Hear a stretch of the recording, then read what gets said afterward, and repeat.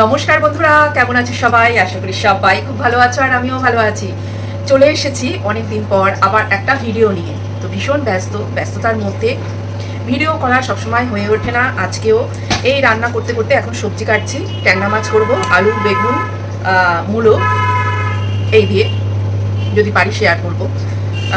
তো কাজ করতে করতে সবজি কাটতে কাটতে তোমাদের সঙ্গে কিছু কথা একটু শেয়ার করি। ইউটিউবে তো অনেক দিনই আছি, অনেক কিছুই দেখছি, ভালো মন্দ, ভাঙা চোরা, জোড়া লাগা, অনেক কিছুই দেখেছি। ভাঙাটা বেশি দেখেছি, অনেকের সঙ্গে অনেক সম্পর্ক জুড়তে কম দেখেছি, ভাঙতে বেশি দেখেছি। আর এই জায়গাটাতে মানে এই যে জোনটা আছে, এই জোনটাতে সম্পর্ক ভাঙা খুব সহজ। যে কেউ এসে এখানে সম্পর্ক কিন্তু ভেঙে দিতে পারে।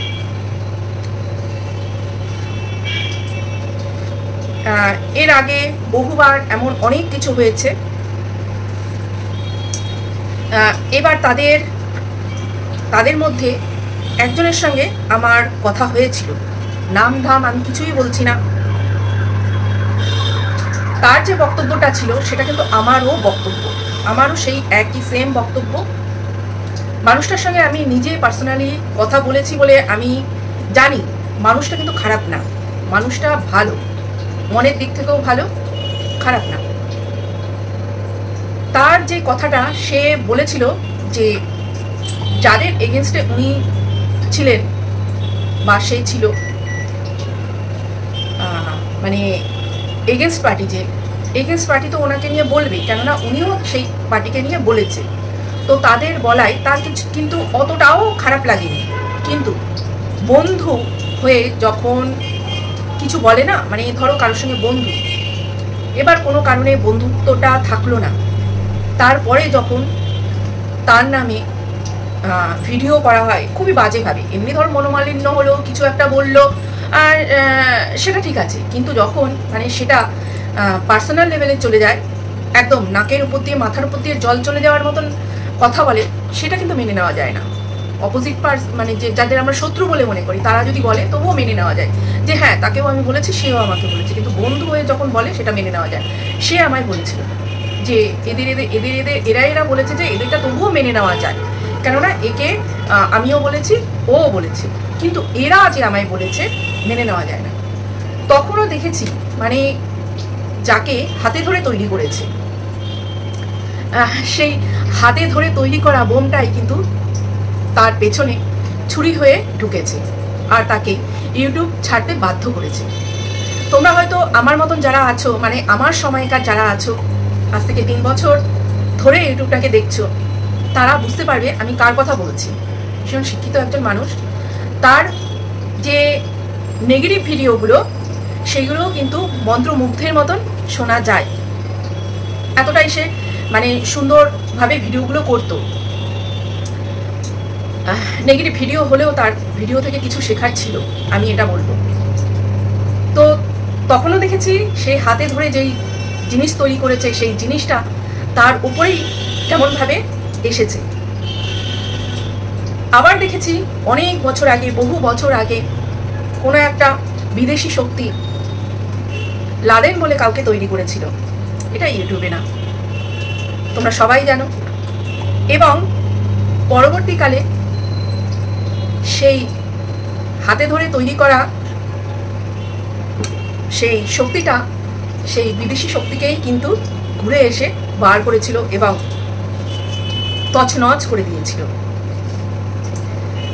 তো যখন কেউ কোনো একটা কিছু অন্যের জন্য তৈরি করবে, তখন কিন্তু এটা ভাবতে হবে যে এই যে জিনিসটা যে তৈরি করছি, এই জিনিসটা মানে ধরো আমি একটা তৈরি করলাম, অন্যকে ঘায়েল করার জন্য আমি একটা কিছু তৈরি করলাম। এবার সেটা যতক্ষণ আমার কন্ট্রোলে থাকবে ততক্ষণ কিন্তু তাকে আমি চালনা করতে পারবো। আমার কন্ট্রোল থেকে সে যখন বেরিয়ে যাবে তখন কিন্তু আমি মানে সেটা আমার আর আন্ডারে থাকবে না। ব্যাপারটা সেরকমই হচ্ছে। তৈরি তো করে নিয়েছি, ওখানে ছিল একটা লাদেন, এখানে এক গুচ্ছ এইরকম কিছু তৈরি হয়েছে। মানে অপভাষা কি বলবো, সোশ্যাল মিডিয়ায় থামানো কিন্তু মুশকিল, তাদের থামানো মুশকিল। যদিও তারাও জানে যে এইগুলো করে তারাও ভালো নেই, তারাও শান্তিতে নেই। সত্যি কথা বলতে সবাই কি শান্তিতে আছে? তারাও কি শান্তিতে আছে? নেই। শুধু তারা আত্মতুষ্টিতে আছে যে আমি যাদেরকে পছন্দ করি না তাদেরকে এই ভাষা বলতে পারছি, আর যাদেরকে বলতে পারছি তারা এই ভাষা বলতে পারছে না, বা তারা বলে না, তারা বলবে না, তারা অন্যরকমভাবে প্রতিবাদ করবে। আমরা জানি মহাভারতে যে শকুনি মামা কি সত্যিই কৌরবদের ভালোবাসতো? একটু ভেবে দেখবে তো। শকুনি মামা কিন্তু বদলা নেওয়ার জন্যই কৌরবদের সঙ্গে ছিল। তার বোনের মানে ভাগনাদের সে ছোট্টবেলা থেকে সেইভাবেই কিন্তু বড় করে তুলেছে, তাদের মধ্যে বিষ ঢুকিয়ে ঢুকিয়ে বড় করে তুলেছে, কেননা কৌরবদের ধ্বংস করতে হবে বদলা নেওয়ার জন্য। কি কারণে সেটা তো আমরা সবাই জানি। তাদের পরিবারকে পুরো শেষ করে দিয়েছিল, একমাত্র শকুনি বেঁচে ছিল।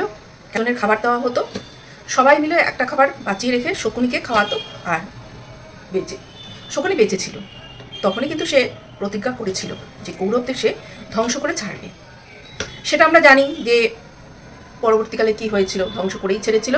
তার কূটনৈতিক বুদ্ধি দিয়ে সে দেখিয়েছিল সে মামা হিসেবে ভাগনাদের কতটা ভালোবাসে, কিন্তু না, স্লো পয়জন ছোট্টবেলা থেকে দিতে দিতে শেষ হয়েছে। যখন কোনো প্রিয় কাউকে, মানে ধরো ছেলে মেয়েও হতে পারে, ভীষণ ভালোবাসে ছেলে মেয়েকে, বাবা মা, ছেলে মেয়ে কোনো অন্যায় করছে, ছেলে মেয়েকে কিচ্ছু বলছে না, মাথায় তুলে নাচছে। সত্যি কথা বলতে সেই ছেলে মেয়ে কি কখনো মানুষ হবে যখন ছেলে মেয়ে অন্যায় করছে অথচ বাবা মা শাসন করছে না? কখনো কি সেই ছেলে মেয়ে মানুষ হবে? হবে না। তাকে শাসন তো করতে হবে। কিন্তু যখন হাতের নাগালের বাইরে বেরিয়ে যাবে তখন যদি তুমি শাসন করতে যাও তখন কিন্তু আর হবে না, তখন তোমাকেই সবার সামনে নাস্তানুভূত করে দেবে, তোমাকেই সবার সামনে শেষ করে দেবে। রাখালের গল্পের কথা মনে আছে? রাখালই তো কোথায়, রাখাল নাকি জানি না, নামটা অতটা মনে পড়ছে না। ছোট্টবেলা থেকে চুরি করে নিয়ে আসতো, বড় যখন হলো তখন সে পাক্কা চোরে পরিণত হলো। যখন তার সাজা হয়ে গেল, তাকে আদালতে গাড়িতে তোলা হচ্ছে, সে বললো আমি মাসির কানে কানে কিছু বলবো। মাসির কানে কানে বলতে গিয়ে মাসির কানটাই কামড়ে দিল। তখন বললো সবাই যে তুমি কেন এটা করলে? তখন বললো যে ছোটোবেলায় আমি যখন অন্যায়গুলো করে আসতাম, মাসি যদি আমাকে বাধা দিত তাহলে আমি আজকে এটা করতাম না, এটাই হতাম না। তেমনই যারা তৈরি হয়েছে তাদের যদি প্রথম থেকে শেখানো হতো যে না এটা করাটা ঠিক হচ্ছে না, তাহলে একটু ভয়ে যদি তাদেরকেও রাখা হতো, যেমনি সবাইকে রাখা হচ্ছে, তারা ভয়ে কিছু করবে না, মুখ থেকে আনাপ শনাপ কথা বের করবে না, কাউকে পার্সোনাল অ্যাটাক করে ভিডিও করবে না। যদি পার্সোনাল অ্যাটাক করে ভিডিও করা আমিও পছন্দ করি না, কারো হাজবেন্ড, কারো মেয়ে, কারো সন্তান, এসব কিন্তু হয়, এখানে হয়। কাকে বলবে? হয়, কাউকে দেখা যায় না তাকে নিয়েও হয়, তার কর্মক্ষেত্রকে নিয়েও হয়। কে বলবে? কেউ বলার নেই। যাই হোক, কেননা ওই ঘরের খেয়ে বনের মোষ তাড়ানোর কি দরকার আছে, এরকমই অবস্থা। তো যাই হোক, সেই শকুনি যদি, মানে শকুনির কথা আবার বলছি, প্রথম যখন তার ভাগনা এরকম অন্যায় করলো, ভীমকে বিষ দিল, তখনই যদি তাকে শাসন করতো যে এটা করা ঠিক হয়নি, তাহলে কিন্তু এই যে কুরুক্ষেত্রের যুদ্ধটাই হতো না, আর এই যে কৌরবরা ধ্বংস এটাও হতো না। কিন্তু শকুনি তো তা চায়নি। এখানে অনেক কিছু মনে হচ্ছে, মানে যদি একটু অন্যরকমভাবে দেখা যায়, অনেক কিছু মনে হচ্ছে যে সত্যিই কি তাই? মানে ভালোবাসা সত্যিই কি তাই? একে অপরের পরিপূরক। Give and take relation. আমি এটা করব, আমার জন্য এটা করবে, আমরা এটা করব, আমাদের জন্য এটা করবে। তো যেই অবস্থায় এসছে ইউটিউব, এই অবস্থা অসুস্থ একটা পরিবেশ, যদি কথা বলার সেই পরিবেশটাই না থাকে, মানে নির্ভীক হয়ে কোনো কথা বলার যে ব্যাপারটা সেটাই যদি না থাকে কোনো একটা মিডিয়াতে, সোশ্যাল মিডিয়ায় অবশ্যই এই জোনে, তাহলে কেউ তার মনের ভাব প্রকাশ করতে পারবে না। এবার কারো কারো এতটা মনের ভাব প্রকাশ করার রাইট আছে, তারা যা খুশি তাই বলতে পারে, মনে যা খুশি তাই বলতে পারে, মানে সেটা লাগাম ছাড়া হয়ে গেলেও কোনো অসুবিধা নেই।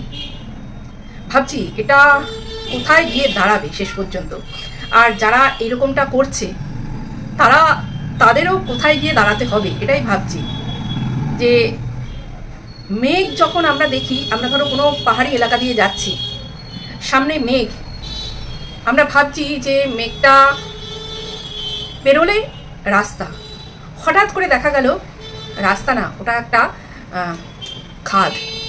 তখন কি হবে? সেই খাদে কিন্তু পড়ে যেতে হবে, আর সেই খাদ থেকে পড়ে গেলে বাঁচার তার আর কোনো জায়গা নেই। সবসময় যে গুগল ম্যাপ যে সে কাজ করে না, ভুল ডাইরেকশানে নিয়ে যায়। এর আগেই একদিন দেখছিলাম গুগল ম্যাপ যে আছে সেটা অনুসরণ করে যেতে গিয়ে একটা গাড়িতে বোধহয় 3 জন না কজন ছিল, তারা একটা ব্রিজে উঠে যায় এবং সেই ব্রিজটা অসমাপ্ত ব্রিজ, হ্যাঁ ঠিকই তো বললাম, হ্যাঁ। তো সেখানে গিয়ে সেই ব্রিজটা থেকে কিন্তু গাড়িটা পুরো পড়ে যায়, পড়ে গিয়ে তারা যেই কজন ছিল সেই কজনই কিন্তু স্পট হয়ে যায়।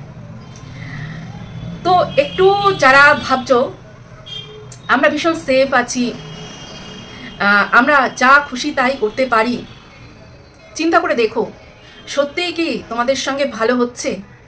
নিজেদেরকে একটু শুধরে নাও, দেখবে অন্যদিকে একজনকে যখন বলছো যে ইগনোর করো ইগনোর করো, বলা হচ্ছে ইগনোর করো ইগনোর করো, তো তোমরাও একটু ইগনোর করো।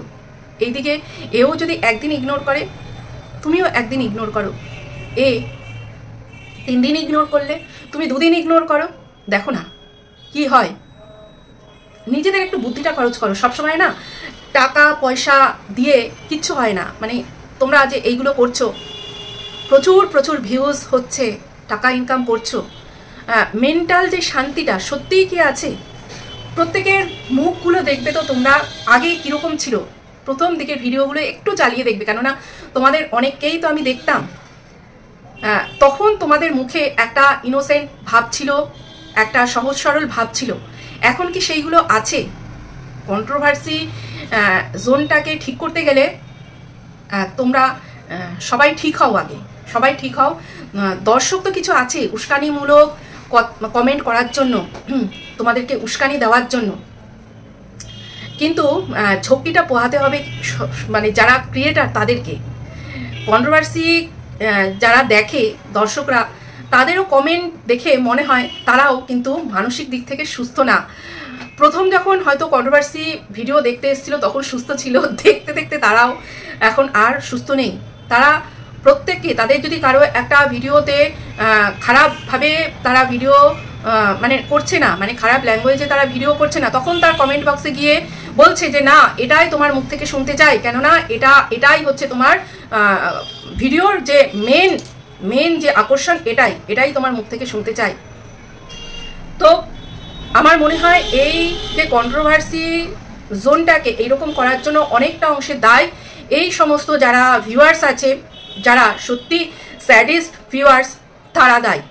তাদের সংসারে হয়তো শান্তি নেই, তারা প্রত্যেকের ভিডিও দেখে বেড়ায়, প্রত্যেকের কমেন্ট বক্স চেক করে বেড়ায়, প্রত্যেকের কমেন্ট বক্সের এসএস নিয়ে বেড়ায়, এখানে পাঠানো ওখানে পাঠানো, এই যে মানে একটা তিলি জ্বালানোর কাজ, মানে যাকে বলে মিট্টিকা তেল, এই কাজটা করে যাচ্ছে। তিলি জ্বালানো প্লাস মিট্টিকা তেল, এই কাজটা করে যাচ্ছে।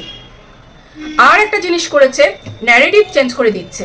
কেননা হয়তো কেউ একজন কোনো একটা কমেন্ট করেছে অন্য কোনো পারপাসে করেছে, এইবার এরা কি করছে সেইটাকে নিয়ে অন্য রকমভাবে মানে ন্যারেটিভ চেঞ্জ করে সেটাকে প্রেজেন্ট করছে। এবার যার কাছে প্রেজেন্ট করছে সে হয়তো জানেই না যে কি পারপাসে কেন বলা হয়েছে। এর ফলে কি হচ্ছে, আরও মানে ওই বলে না গৃহযুদ্ধ, সেই গৃহযুদ্ধ লেগে যাচ্ছে। অন্য কোনো জায়গায় দেখবে এই জিনিসটা নেই, মানে এই যে নিজেদের মধ্যে নিজেদের খেই এই ব্যাপারটা নেই। এখন এইখানে যেহেতু নিজেদের মধ্যে নিজেদের খেইটা এতটা বেশি, এরা স্পোর্টিংলি কোনো কিছু নিতে পারে না। আর এরা হচ্ছে কি বলবো, কোনো কিছুকে সেইভাবে নিতে পারে না। তো তার জন্য এতটুকু জিনিসে মানে এতটুকু কিছু হলো কি হলো না, নিজেদের মধ্যে একটা দ্বন্দ্ব, একটা রিভেঞ্জ নেওয়ার এইরকম একটা প্রবণতা চলে আসে। আর এটা কিন্তু বেশিরভাগ করে হচ্ছে তাদের যে দর্শকরা, তারাই অনেকটা মানে 90% দর্শকরা দায়ী। 90% আমি বলবো। দেখবে যে অনেক মানে আমরা সিনেমায় দেখি না, এমন অনেক কি বলবো গুন্ডা তৈরি করা হয়, যে গুন্ডাদের নিজেদের কাজে স্বার্থে ব্যবহার করার জন্য তৈরি করা হয়। আবার সেই গুন্ডারা মানে ধরো যখন ধরা পড়ে যায় তখন কিন্তু যে তৈরি করে তারা কিন্তু বলে যে কই চিনেই না, কে চিনেই না, তাকে আবার সরিয়ে দেওয়ার ব্যবস্থাও করা হয়। এটা কিন্তু সিনেমায় দেখা।